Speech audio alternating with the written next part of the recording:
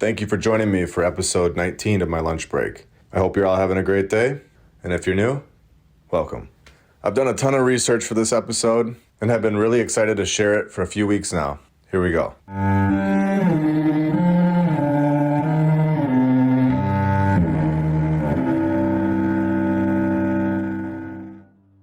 Today we are starting off in Melbourne, Australia, and directing our attention not just to Newman College, but more specifically, the chapel. After some extensive research, I was finally able to find a construction date for this chapel of 1938. So they say.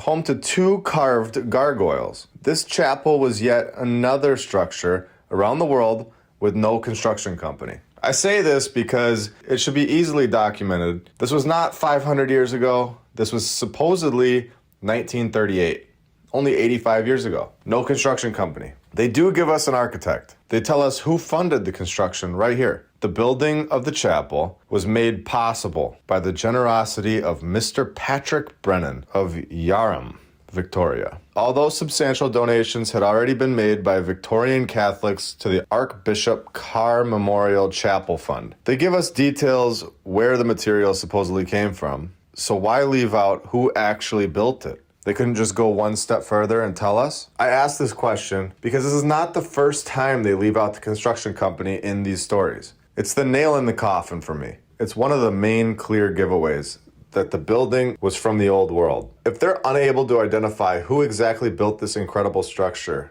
that is only 85 years old, then I'm taking that as they don't know. And at that point, the rest of their story is untrustworthy. There's no other way to go about it. If this was built today, we would know exactly who built the building. 50 years ago, same thing. 85 years? We should definitely know who constructed this chapel, no doubt. So let's take a step back for a second. Obviously, nobody is 100% sure of anything, but at this point we can definitely see a huge pattern of there being some sort of beginning to our timeline in the 1800s. It's getting very obvious. So where are we? What happened? Where did the previous civilization go? And why are they being hidden from us? If there was a previous civilization, then where are the skeletons? Should we begin to look at the catacombs in France? Hundreds of miles of skeletons? I don't think we need to go into that because it's obvious we're right. Was this a naturally caused cataclysm or done on purpose? Did these people do something they shouldn't have? It's obvious that we're not where we're told we are, and our history is not true. How many times have they used the Columbus story? Is this the 10th time the narrator has tried to trick us with a world civilization? Do they already know what kind of music we like because they've used these songs before? Same movies, same shows? These, in my opinion, are reused. Not all of them, but the big ones. Who knows how long ago Beethoven played the piano? Or if he was even real. Anyone ever notice they use the same plot for these TV shows? Airplane crashes into island, people are lost, and they twist it a little? It's like they're using the same script even in our entertainment. These are the fundamental questions that should be held on to while we investigate further. Speaking of investigating further, let's continue. New York City, the Alwyn Court. These are now apartment buildings, but we know they are much deeper than that. Let's take a look together. This was built in 2 short years, from 1907 to 1909. Already sounding odd, but let's continue. The architect's name was Hard and Short. The building is 13 stories tall. Okay, so far so good, for the most part. At least no fires or anything that would give it away fully that it was an old world building. Oh no, wait. Oh yeah, here it is. Despite a fire shortly after its opening, the Alwyn Court quickly became one of New York City's most expensive apartment buildings. And there we have it, another story of a fire. They say that this building was finally built by somebody. We finally have a building that has a builder. The Hidden Construction Company. Should we investigate the Hidden Construction Company and see exactly how they learned these incredible skills? Hey, why not? Let's take a look. It started as a partnership between Mr. Viner Jones Hedden and Mr. J.J. Meeker. It was in this firm that after his formal schooling, Louis O. Hedden, second son of V.J. Hedden, learned the carpenter trade, as his father had done. Okay, so far nobody has taught these individuals the skill of building French Renaissance-style construction. some schooling, and boom! You and your jack of all trades dad got the skills to handcraft French Renaissance buildings. And let's continue, of course. Okay, then Mr. Meeker dies in 1884, and they make a new company. Still the same people, of course. Same skills. And what do you know? Now, out of nowhere, they are building the world's tallest building, the Metropolitan Life Insurance Company Tower in New York City. Who's believing this? This is total nonsense. Hey, Pops, let's fix the fridge. Okay, now I'll be back. Just off to school in 1885. I'll be back with some knowledge to build the tallest building in the world in French Renaissance style buildings. What kind of insane story is this? Should we give it even 1% chance of being true?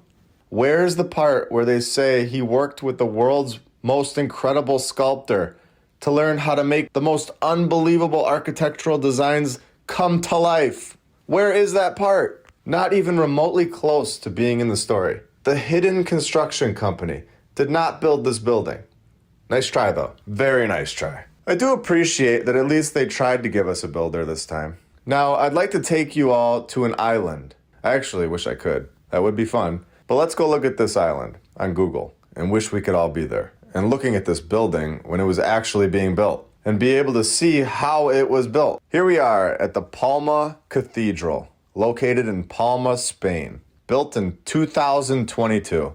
Could you imagine? The builder would be the most sought-after builder in the world. By far. It wouldn't even be close. Okay, so construction actually started in the 1229. It wasn't finished up until nearly 4 centuries later. You know, companies have a tough time sticking around for 400 years nowadays. If someone wasn't getting the job done for 400 years, do you think they'd be fired, run out of funds? Maybe, I don't know, die? Who seriously believes this took 400 years to build? I've said this in the past and I'll say it again because it is directly to the point. They did not take 400 years to build this. The builders knew what they were doing. They built it to perfection. They got the job done in their lifetime, and it was not 900 years ago. This was built by the previous civilization, and they were master builders. Now, knowing all of this, we are now going to get into the narrative and investigate. Who is the architect? Nobody? Which company built this? Unknown? Of course. But if you're not looking into this type of stuff, you're never going to ask that question. And since they lie, in my opinion, and say it was built 900 years ago, then it's too long ago to ask anyone today.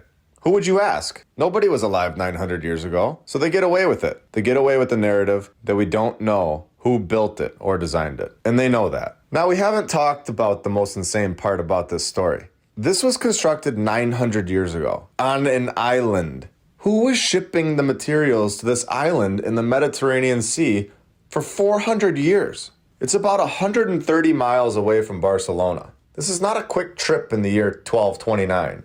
So they have master builders and master shipping companies that work for 4 centuries. This is a great story. Please like, comment, and subscribe. I have a lot more on the way. We're just getting started, and I hope you all have a great day. I'm very thankful for you all. If you have anything you want me to cover in the future, just put it in the comments below and I'll check it out. I love reading all the comments. We also have a Twitter account now up and running, and I'll put that in the link in the description. Also, we're on Rumble. That will be in the description too, just so you guys never lose track of where we are. Again, I hope you all have a great day, and I'll be back very soon. See ya. Don't trust what you see. Don't listen to your senses. Trust what you are told.